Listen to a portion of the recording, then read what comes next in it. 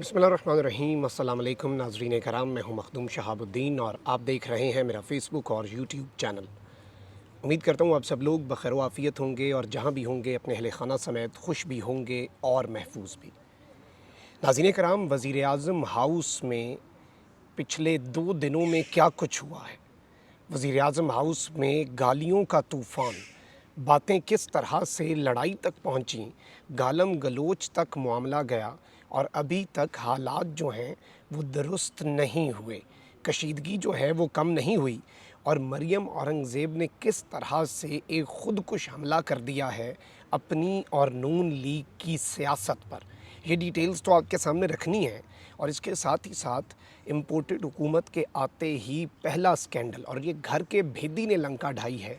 इनके अपने अंदर से ये आवाज़ें उठी हैं, 20 करोड़ रिश्वत लेने वाला दर हकीकत कौन है। और ये वो हकीकत है जिसे इस वक्त का बिकाऊ मीडिया छुपा रहा है।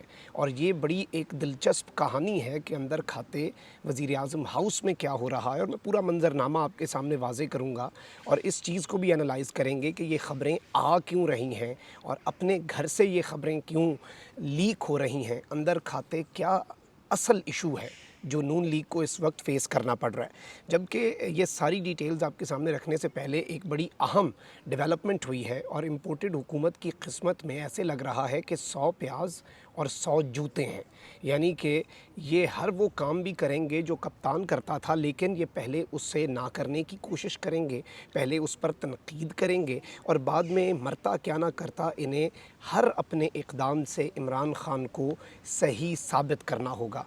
क्योंकि आप देख लें कि जितने मुआशी इंडिकेटर्स हैं, जितनी रिपोर्ट्स इमरान ख़ान की हुकूमत जाने के बाद आईं, वो सारी रिपोर्ट्स इस जानिब बड़ा वाज़ेह इशारा थी कि इमरान ख़ान तो मुल्क को पिछले 40 साल में इतनी मुल्क ने तरक्की नहीं की जो इमरान ख़ान तरक्की करवा रहा था। वो टेक्सटाइल जो कि आपकी मिलें और वो इंडस्ट्री जो फरवरी में पूरे साउथ एशिया में कम्पीट कर रही थी, आज वो बंद हो चुकी हैं। और अभी FBR ने रिकॉर्ड टैक्स कलेक्शन की। वो क्यों होती है जी? वो तब होती है, आप टैक्स तब देते हैं ज़्यादा जब आपको अपनी गवर्नमेंट पे ट्रस्ट हो, जब आपको पता हो कि सामने लुटेरा नहीं बैठा।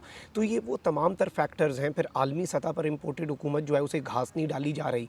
अमेरिका बहादुर लाया तो सही, लेकिन वो इन्हें मज़ीद दबाना चाह रहा है क्योंकि उसकी स्ट्रैटेजी यही है कि एक पहले तो इन्हें लाओ, एहसान करके लाए तो हैं, लेकिन अब इन्हें इतना कमज़ोर कर दो, इतने मसाइल बन जाएँ कि ये फिर IMF के ज़रिए और हमारे दीगर प्रोग्राम्स के ज़रिए हमारी हर शर्त को मानने के लिए तैयार हो जाए, क्योंकि वो सगे तो किसी के नहीं हैं।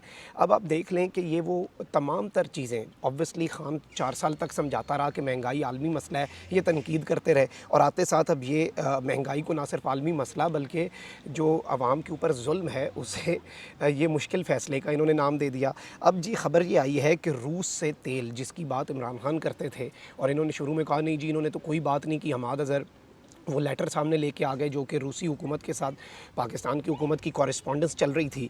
अब इस मामले में हुकूमत ने ऑयल रिफ़ाइनरीज़ जो हैं पाकिस्तान की, उनसे तजावीज़ तलब कर ली हैं। ये एक बहुत बड़ा सरेंडर है, ये एक बहुत बड़ा इक़दाम है और अब ये इत्तलात आ रही हैं कि रूसी तेल की दरामद के लिए ऑयल रिफ़ाइनरीज़ से ख़ाम तेल की दरामद और उसको साफ़ करने के लिए इस्तेदाद कार के हवाले से तफसीली जायज़ा और तजावीज़ इस वक्त वज़ारत तवानाई जो कि शहबाज शरीफ के अंडर है और शहबाज शरीफ साहब की कैबिनेट है, उसी में इन्हीं की गवर्नमेंट के अंदर हो रहा है। तो अब ये रूस से तेल को दरामद करने की जो पॉसिबिलिटीज़ हैं उन्हें भी एक्सप्लोर करना चाह रहे हैं। अलबत्ता आलमी सतह पर आप देख लें कि सऊदीया ने मदद नहीं की, UAE ने मदद नहीं की, टर्की ने मदद नहीं की, चीन जो है वो आर्मी चीफ़ के दौरे के बाद मदद करने पर तैयार हुआ, सऊदी आर्मी चीफ़ के दौरे पर के बाद मदद करने पर तैयार हुआ। इस सेटअप को तो कोई घास भी नहीं डाल रहा, वो तो इन्हें मुँह भी नहीं लगा रहे। वो तो ब्रिक्स समिट में भारत के कहने पर चीन है ये, यानी हमने ये भी दिन देखने थे। तो ये इस वक्त एक बहुत बड़ा इनका यू टर्न भी है, बहुत बड़ा सरेंडर भी है और अब ये हर वो चीज़ करेंगे, हर उस पॉलिसी के ऊपर ये लोग अमल पैरा होंगे जो पॉलिसी कप्तान बताता था कि वो ठीक है और उसी तरह से मुल्क को लेकर चलना है। अब यहाँ पर जो ख़बरें इस वक्त गर्दिश कर रही हैं, मैं आपको सोर्स भी बता दूंगा कि ये ख़बर आई कहाँ से है, लेकिन इस वक्त जो वज़ीर आज़म हाउस है उसके अंदर बड़ी तेज़ आवाज़ में गालम गलोच, लड़ाई तक बात गई मुबैना तौर पर, और इतनी यानी चीज़ें ऊपर गईं और ये बदतमीज़ी की किससे गई है, पहले आप ये समझ लें। पाकिस्तान में जो ब्यूरोक्रेसी है आपकी, उसमें जो सबसे टॉप की पोजीशन होती है, जो सबसे बड़ा ब्यूरोक्रेट जिसे आप कह सकते हैं, वैसे तो वजारतों में सेक्रेटरीज़ होते हैं, जो वज़ीर आज़म का प्रिंसिपल सेक्रेटरी होता है और ये शहबाज शरीफ साहब के बड़े करीब हैं। ऑब्वियसली हर वज़ीर आज़म अपना इंतहाई काबिल एतमाद बंदा जो है ब्यूरोक्रेसी में से उसे प्रिंसिपल सेक्रेटरी लगाता है। तो इस वक्त जो सूरत हाल बन चुकी है नाज़रीन कराम, वो ये है कि जो डॉक्टर तौक़ीर शाह हैं, जो कि प्रिंसिपल सेक्रेटरी हैं इस वक्त इम्पोर्टेड वज़ीर आज़म शहबाज शरीफ साहब के, उनके साथ मुँह मारी हुई है, उनके साथ तू तकरार हुई है और बात जो है वो मुबैना तौर पर गालम गलोच के अल्फाज जो हैं और गंदी गालियों तक भी बातें गई हैं। और ये मामला किस चीज़ के ऊपर आकर अटका है, ये एक साहब हैं इस वक्त जो कि चेयरमैन पैमरा के ओहदे पर तैनात हैं। इनका नाम है जी सलीम बेग साहब और 4 साल की इनकी टर्म थी जो कि पूरी होने वाली है आज या कल में। इन्हें 2018 के अंदर तैनात किया गया था, जून या जुलाई में लगाया गया था। और बेसिकली आप देख लें कि पिछले 4 साल किस तरह से मामलात चले और इत्तलात यही हैं। और अपेरेंटली अब जो नून लीग के अपने हल्के तनकीद कर रहे हैं, वो ये कह रहे हैं कि इन्होंने तो जी देख लें कि मरीम नवाज़ को कॉर्नर किया, सहाफ़ियों के शोज़ बंद करवाए जो नून लीग के हामी थे, नवाज़ शरीफ की तस्वीर और वीडियोज़ और बयानात जो हैं वो टीवी पर चलवाने पर पाबंदी लगा दी, इसहाक डार का प्रोग्राम चलाया गया तो उसे बंद करवा दिया। तो ये सारा कुछ तो इन्हीं सलीम बेग साहब के टेन्योर में पैमरा ने करवाया, पैमरा ने ये सारा कुछ किया। तो फिर ये सारा मामला, ये माजरा क्या है? अब इस सब के अंदर इनका कॉन्ट्रैक्ट तो एक्सपायर हो रहा है और इस हवाले से ऑब्वियसली इन्होंने घर जाना है, तो ये इस वक्त सीख कर रहे हैं, ये इस वक्त चाह रहे हैं कि इन्हें एक्सटेंशन मिल जाए, इन्हें एक और कॉन्ट्रैक्ट मिल जाए और इस ओहदे के ऊपर ये मज़ीद कुछ अरसा बराजमान हो जाए। हो सकता है 4 ही साल का कॉन्ट्रैक्ट मिल जाए या कम अरसे का।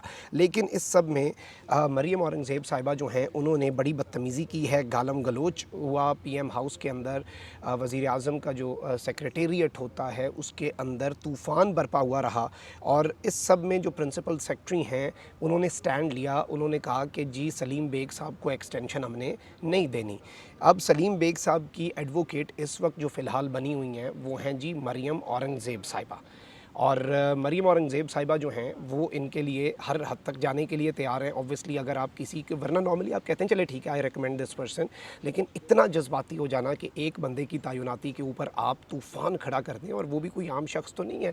प्रिंसिपल सेक्रेटरी एक बहुत अहम तरीन ओहदा होता है और मैं समझता हूँ ये पूरी ब्यूरोक्रेसी के साथ नून लीग जिस तरह का रवैया रखती है ये उसी का एक गमाज़ है। इनका MNA जो है वो DC DPO को इंसान नहीं समझता और इनके वज़ीर जो हैं वो सेक्रेटरीज़, डिप्टी सेक्रेटरीज़ को इंसान नहीं समझते, तो ऑब्वियसली फिर प्रिंसिपल सेक्रेटरी को भी इंसान नहीं समझेंगे। लेकिन फिर कुछ लोग कहते हैं कि ये कड़के भी इनके ही आते हैं, बातें भी इनकी सुनते हैं, जो डंडा देता है उसी के। अब ये चीज़ें जो हैं ये तो इन्हें खुद देखनी पड़ेंगी। अच्छा, मरीम औरंगज़ेब साहिबा जब वज़ीर इत्तलात थी पिछले टेन्योर में इमरान खान साहब के दौर से पहले, तो सलीम बेग साहब जो हैं उन्हें PIO लगाया गया था और प्रेस इंफॉर्मेशन ऑफिसर। अब उस वक्त ये बात फैली थी और ये इनके अब अपने जो हामी लोग हैं, इनके बड़े करीबी समझे जाते हैं। अनीक नाजी साहब हैं, वो लंदन में मुकीम है और बहुत ज़्यादा इनसाइड डिटेल्स रखते हैं लंदन में भी जो नून लीग की हैपनिंग्स हैं, पार्टी के अंदर की जो चीज़ें हैं, और काफ़ी क्लोज़ हैं, तो ऑब्वियसली उन्हें बहुत सी फ़र्स्ट हैंड इन्फॉर्मेशन मिलती रहती है। तो उन्होंने ख़ुद ये कहा है ऑब्वियसली PMLN की ही मिनिस्टर के बारे में कि जब ये पिछली दफ़ा इन्होंने सलीम बेग साहब को PIO लगाया था, प्रेस इंफॉर्मेशन अफसर लगाया था, तो उस वक्त इन्होंने 7 करोड़ रुपए लिए थे उनसे। और अब इत्तलात ये हैं चूँकि चेयरमैन पैमरा का ओहदा है, ये तो एक चेयरमैन ही है आपको मिल रही है जो, और इस ओहदे पर मज़ीद 4 साल बराजमान रहने के लिए 20 करोड़ रुपए ये फ़िगर आया है जो कि ये पकड़ चुकी हैं।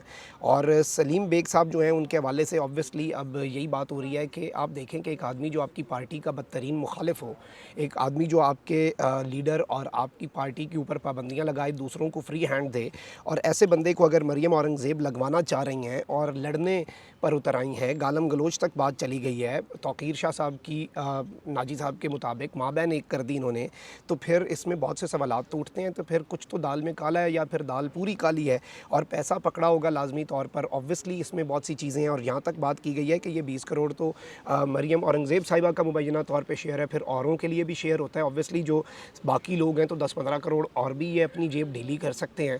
तो ये एक बहुत बड़ा एलिगेशन है और ये अपने ही इनके अंदर से बात निकली है। ऑब्वियसली PM हाउस के हवाले से कुछ डिटेल्स हमारे तक भी मेरे तक रात गए पहुंची थी कि वहाँ पर फड्डा हो रहा है और वहाँ पर कोई फड्डा हुआ है, वहाँ पर कोई बदमज़गी हुई है। लेकिन अब इस सारे मामले के ऊपर से जो पर्दा है वो हटाया है इनके अपने करीबी जो साफ़ी समझे जाते हैं नाजी साहब, उन्होंने। और ये एक बहुत अलार्मिंग सिचुएशन है। और ये देखें ना कि जहर खाने के पैसे नहीं हैं लेकिन इन कामों के लिए पैसे हैं, और कपड़े बेचकर इन्होंने महंगाई कम, पता नहीं इस वक्त मुल्क में क्या मजाक चल रहा है, क्या ये तमाशा लगाया हुआ है और मुल्क का पता नहीं ये क्या बेड़ा गर्क करना चाहते हैं।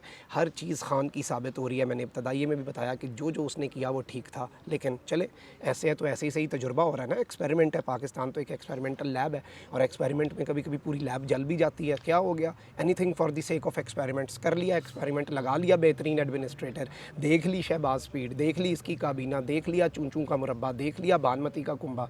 अब आवाम को समझ नहीं आ रही कि वो दुआएँ दें तो किसे दें। झोलियाँ उठाकर वो आवाम जिसके घर में खाना नहीं है, गर्मी से बच्चे सिसक रहे हैं, 2 घंटे के बाद 1 घंटा बिजली जो है वो आ रही है या फिर उससे भी ज़्यादा। ये अच्छे इलाकों में मैं बता रहा हूँ, शहरी इलाकों में 2-2 घंटे बिजली जाती है, 1 घंटा आती है। तो वो लोग जाएँ तो जाएँ किधर। पेट्रोल पे आपने लेवी लगानी है, लेवी लॉग में कुछ और मैं डिटेल्स आपके सामने बल्कि रखूँगा कि IMF के साथ असल में वारदात क्या डली है। तो ये सूरत हाल बन चुकी है। सैड स्टेट ऑफ अफेयर्स है पाकिस्तान के। अल्लाह हमारे पाकिस्तान पर रहम करे। अपना बहुत ख्याल रखें। अल्लाह निगहबान पाकिस्तान जिंदाबाद।